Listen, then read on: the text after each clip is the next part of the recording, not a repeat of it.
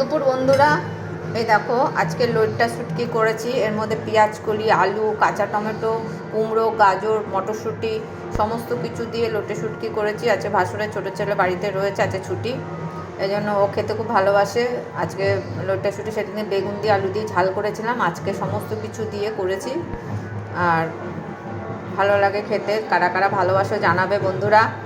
আর ছেলে তো খায় না, ছেলের জন্য দেখো এই যে বেগুন ভাজা আর পেঁয়াজ কলি ভাজা, পেঁয়াজ কলি আলু ভাজা, আর এই যে মুসুর ডাল কালো জিরে ফোড়ন দিয়ে।